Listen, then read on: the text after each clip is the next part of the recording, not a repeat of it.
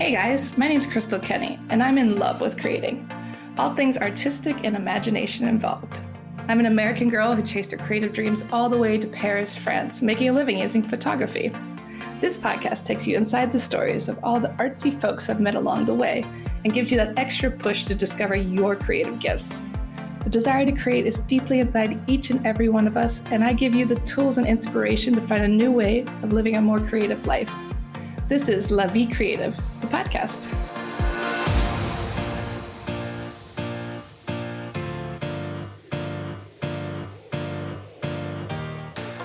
My guest today is originally from Chicago, but now calls Paris home, where she is a stained glass artist.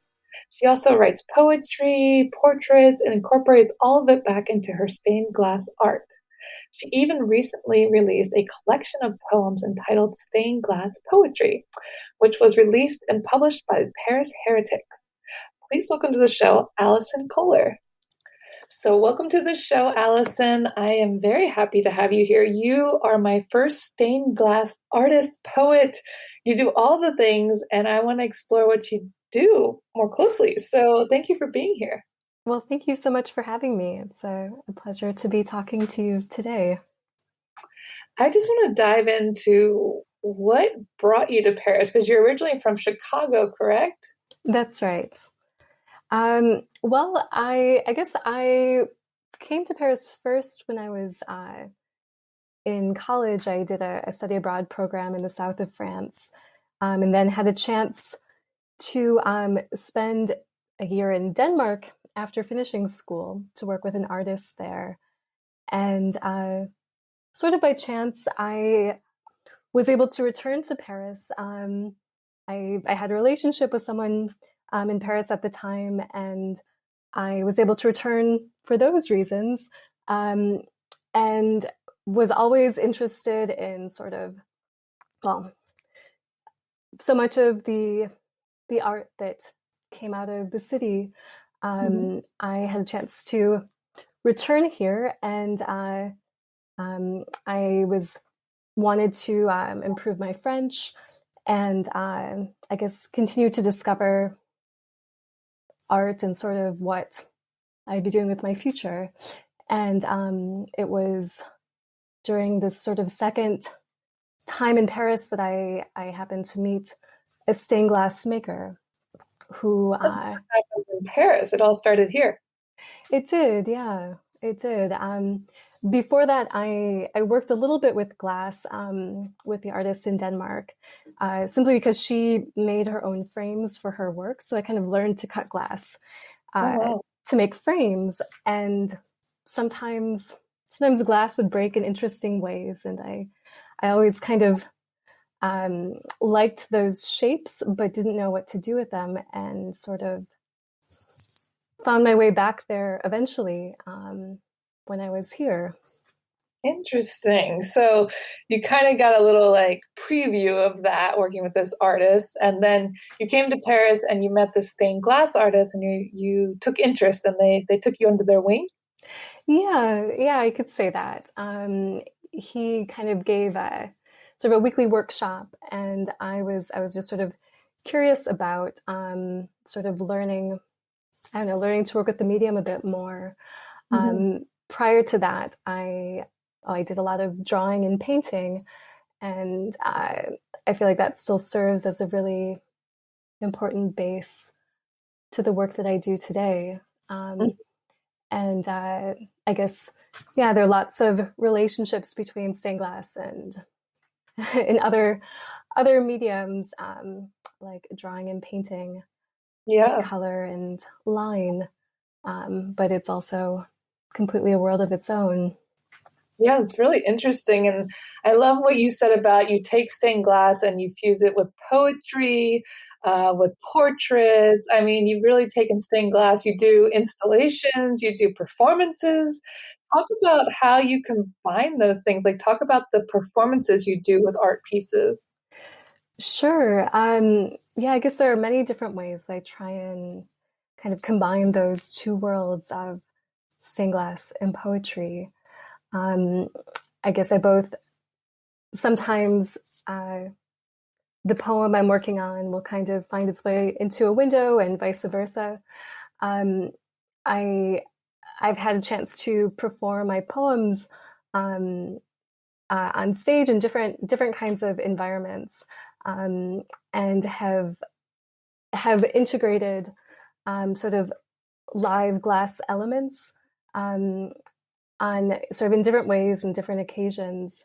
Uh, I've both read poems while cutting glass and breaking glass, um, and also I've worked with some projections where images of windows that I've made or fragments of those windows have been kind of projected onto the scene or onto the stage while I've been kind of reading poetry and manipulating glass in different ways.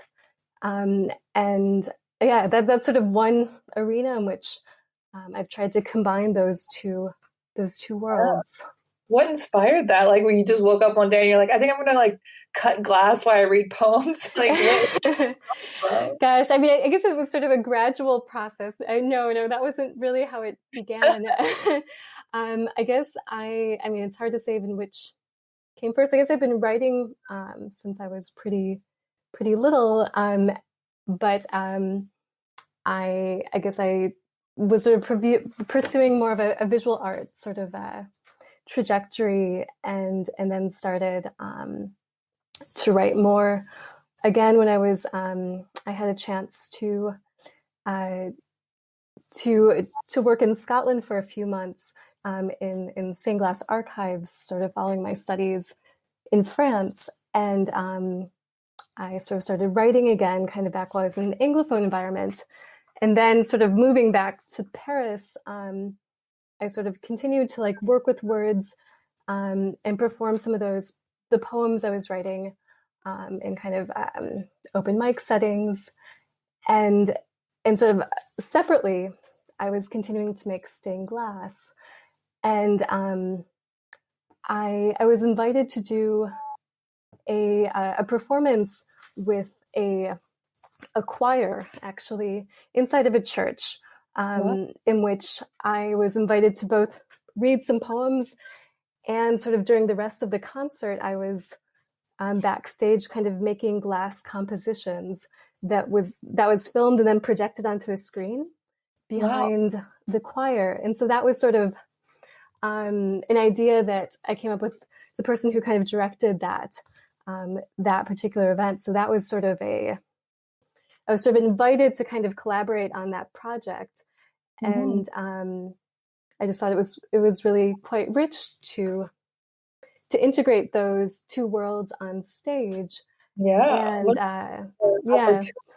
I mean, that's so interesting that you had the chance to do that and they were open to that. Because some people might have been like, okay, that's weird. No, thank you. yeah. I think some people might have been that way, anyways. But a lot of people were really receptive to it. And so, which comes first, your poems or the glass? Like when you're making glass, do you like read something? Or when you're making a poem, do you look at the glass? Like when you're integrating all this stuff together, does one inspire the other? Well, I guess they inspire each other in different ways. I guess sometimes the process of making a window or working on a specific piece will kind of evoke images and ideas that will be the starting point of a poem. Also, I sometimes integrate my own text and text of writers who I admire and care about into windows, sort of either for personal projects and occasionally for commission pieces too. I Hmm. had a chance to make a window for a poet a couple of years ago where she kind of invited me to take some of her own text and sort of choose the fragments that I most responded to and integrate those into a window. Wow. So those, I mean, I guess those are pretty exciting projects, Yeah. and because stained glass can be painted onto as well, and so I'm able to paint text onto windows and then sort of fire those those fragments so that the text is actually kind of integrated. It's sort of, or it's embedded in the glass. It kind of becomes part of it. That's so fascinating. And Paris is full of, all these churches with stained glass and it's everywhere. I mean, do you ever go into the churches and like admire that? Or was that part of your training to like see how they did it in the olden times? Or, I mean, a lot of it is, of course, biblical, but do you look Mm-hmm. at that stuff and get inspiration or just in awe of how they did it? Or have the processes changed? Well, yeah, like I definitely go into to churches to look at windows in Paris all of the time, and it's really incredible to be so close to so many different kinds of windows. I mean, just the first Gothic cathedral, or considered to be that by most, in Saint Denis, is just sort of just barely outside of the city, and there are so many, yeah, there's so many different. I mean, of course, Sainte Chapelle, and as well as churches with stained glass, sort of, from the 16th century, from the 19th century, from kind of post-war era. There's just a lot Yeah. to look at, and I did have a chance to look at, uh, you know, many different kinds of stained glass windows in Paris when I was studying here. And even during the training I did in Paris, we had to copy windows for a while just to learn the difference between like how stained glass was painted in the 12th century and in the 13th century, sort of the difference between how, faces and fabric were painted, which was just a really kind of fascinating way to learn And the has it, history of it. yeah, and has it changed a lot since the beginning of time? Like how they make stained glass today, is it totally different than what they were doing before? So a lot of it hasn't changed. I guess sort of the most fundamental elements are very much the same. A lot of the glass used in stained glass is still blown by hand. It's sort of like but today there's also industrial glass with textures that can be really interesting to work with as well. But there are still glass blowers who make the glass by hand. Hmm. Um, it's most typically still assembled with lead, though I tend to work more with the copper foil technique, which is copper and tin. So that's more modern. That's sort of early 20th century, and it's also used to kind of make like Tiffany style lampshades. But I work with that a lot because it allows me to approach stained glass in a more painterly way with Hmm. different fragments. Whereas for a leaded window, you really need to kind of draw everything out and kind of have it the design ready before you start Yeah, more actually pre. cutting it. Yeah. Is But it dangerous to work with lead still? well, a little bit. We are actually encouraged to kind of to get a blood test Wow. yearly or every couple of years just to make sure that there's not too much lead, a plombémie in our blood, Wow. which is but it's actually I don't know many people who have had any problems with that. I think Yeah. I mean when working with lead, usually you wear gloves. Um, it was more dangerous in the days when people were doing less of that, and if you're eating or smoking or doing that at the same time, and you're Hmm. actually getting that sort of in your mouth. Um, Yeah. and also, if you aren't keeping the studio clean, that can kind of accumulate in the air. So it's good to kind of Keep it clean. Yeah. exactly keep it clean and also sort of get tested to make sure that you're not kind of more susceptible to that, kind of taking that into your system. So it is a little bit of a risk, but I don't know very many people who've had actual health problems because of that. Well, that's good news. And where did stained glass originate from? Is it Italy? Well, so Gothic stained glass originated here. Although I guess there are different. I mean, there is evidence of kind of earlier glass work in windows, but I guess people have different opinions about that. There is sort of evidence of glass kind of as early as the 7th century, but I guess I guess what's sort of the first time it was actually really like written about was in France. And the abbot Suger, the abbot of Saint Denis in the Mhm. 12th century, was the first person to actually talk about bringing a kind of divine light into cathedrals as a way of giving people like a feeling of Huh. experiencing something sacred in that environment. So it's hard to kind of nail down the very beginning, but he's sort of the first stained glass historian, um, first one Interesting. to I had write about it. Yeah, to originate in France like that, which makes sense because there's so many churches and it was so religious, the God Yeah. was God, and Yeah. interesting about using light quite literally to enlighten people, like, oh, Hmm. the pretty colors, you're going to feel closer to God. Do you feel that way yourself? Like the colors, does it make you closer to spirituality? Does it Hmm. empower you or anything like that? Yeah, I feel like I guess I'm not um, a very religious person, but or I'm not. But I guess if anything, art kind of feels um, as close to that as anything. Hmm. And I think I mean stained glass is really quite. I mean, it feels quite magical in ways that are maybe hard to express. But I think one thing that's very special is sort of how I guess it's sort of full of lots of paradoxes, and it feels like it's sort of constantly in motion, even when it's sort of still in one space because of its relationship to the environment. Hmm. You know, the light changes during the day. It makes the windows move. They look different sort of from the inside, from the outside, Yeah. during different seasons. It's just sort of like the colors sort of interact with light and the environment in ways that just sort of keeps it kind of moving in a way that's quite unique.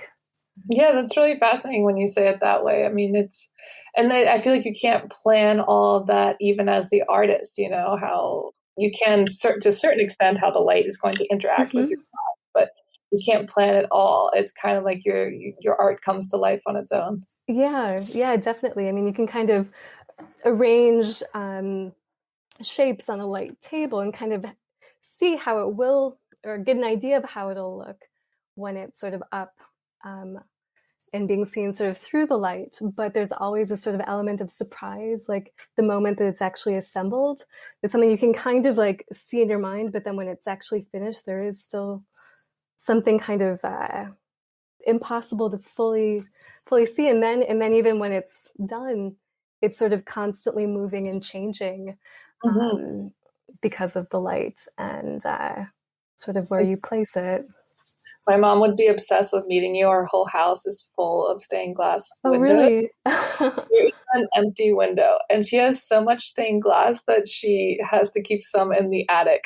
she, just, Wow. she loves it. I mean, I feel like she should learn how to make it. Oh, yeah. Is it that's pretty neat. Yeah, she picks up different pieces from all over her craft shows and things like that. But I just always Okay. thought, oh, we can't see out the window anymore. It's all glass, stained glass.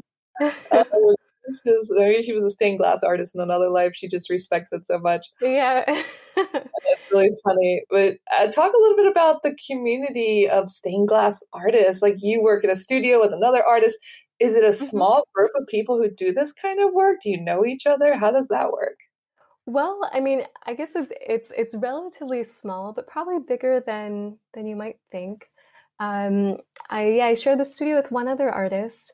We've been there for about 2 years now, and we actually met in another sort of larger studio called a pépinière, which is it's sort of well, it's like a seed bed in French, but it's used sometimes in like engineering context, like kind of like an incubator, but it's like sort of like a stepping stone for young artists. So it's a studio, yeah, created by sort of by a person who kind of cared about stained glass and wanted young artists to have a chance to get started doing that professionally. And so, it was equipped with light tables and an oven and a lot of sort of the equipment necessary. And sort of young stained glass artists were invited to go there So it's to like work. some person who just wanted to give you guys a place to do your stuff. Yeah, basically. That's really cool. So it's not the government; No, it's it's private. a private individual who decided to do that. So Very nice of them. very nice of them indeed. And I was sort of lucky to kind of find out about it. And I was there for a couple of years, and it's where I met uh, the sort of the person I share a studio with today. Because the idea is that you're there for a couple of years, and then eventually you kind of create a studio of your own. But there's not really like a limited amount of time. But that's sort of the idea. So in that space, I mean, I don't know, there are about 8 people sharing the space at once. I mean, I don't know exactly how many stained glass studios there are in Paris and in the country, but they're out there, Yeah. and I guess sort of little by little, sort of start to know each other. I guess they're also sort of different generations of studios. There is still like a stained glass training in Paris right now that I had the chance of doing, and they at Olivier Dessert, one of the Grande École des Métiers d'Art, one of the sort of the big kind of art and design schools in the city, and they have one stained glass program that accepts 6 students every year. So that's not Wow. a huge group of people, but there's also like a stained glass high school that does give classes to adults as well. And there's some other glass programs and like glass blowing programs around the country. But it's not an enormous world, but there are still people kind of learning to do it Yeah, every I think year. I'm fascinated by it because it is an old and beautiful art form. So there's something Yeah, beautiful about that, and if anybody's going to respect that, it's French people. certainly. It's definitely a great place to learn how to do it. And I guess here there is a great respect for certainly for the history and the tradition of it. Hmm. Um, And why do you think creatives are attracted to Paris? hmm. Well, I mean, it's such a rich city with I mean, full of I feel like full of art that I don't know that we can kind of that we see images of from a young age. I guess if Yeah, we are attracted to that kind of work, I guess it has such a rich history and present, and it's I guess really special to be able to kind of just sort of step outside and still see things that were made at I mean, different periods in time. I mean, I could walk for 30 minutes and kind of visit a 12th century cathedral, and I don't know. I think it's really quite special to be kind of connected to the past, um, and I don't know. And there is sort of a continued respect for art and culture that kind of draws us into the present and into the future. And I think tracing that line is, I don't know, is important for artists. And I feel yeah, like Paris really invites that. like a pilgrimage. Yeah. Coming home. Yeah, definitely. Talk a little bit about your process when you're making glass for yourself, like not when it's commissioned. You're Hmm. coming up with an idea. Like walk us through exactly what happens. How do you decide and how do you make it? Hmm. Well, I guess it depends. I mean, often there's some starting point. Um, you know, if it is for a commission, I know kind of what the environment will be, and that can help. Otherwise, I might.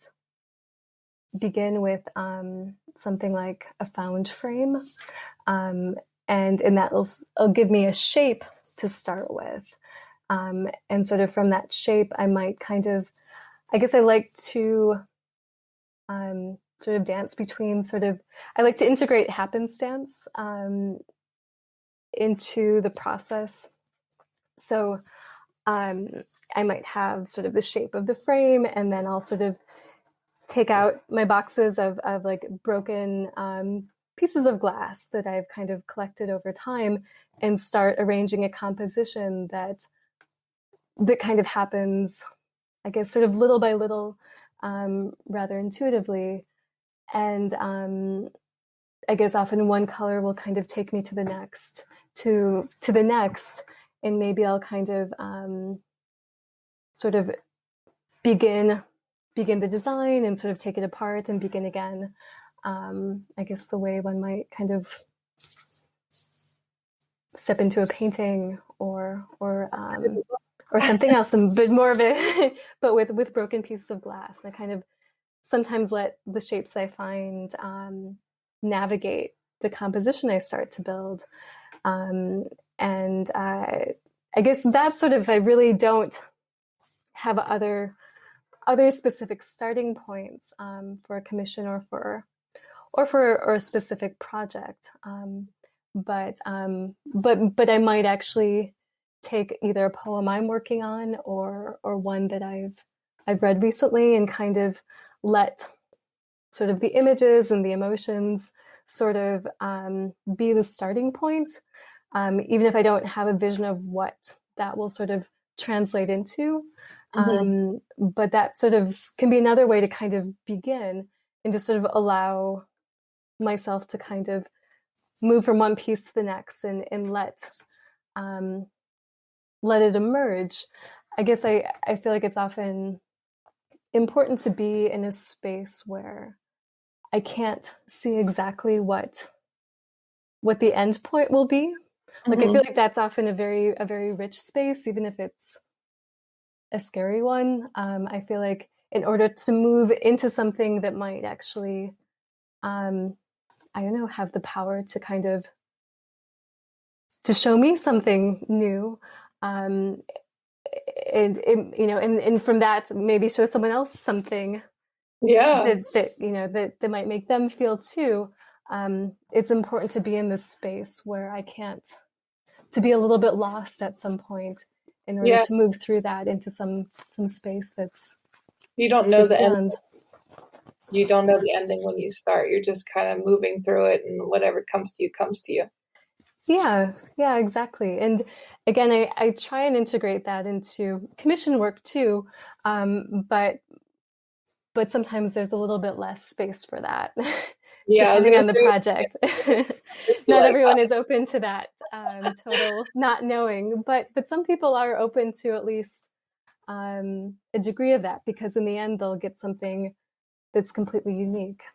Like, yeah, that makes sense. And with the commissioned work, do you take a picture and send it to them before you start, putting metal to glass? Or have you ever given them something and they're like, I don't like this, and like you can't just take it apart that easily. You'd have to start all over.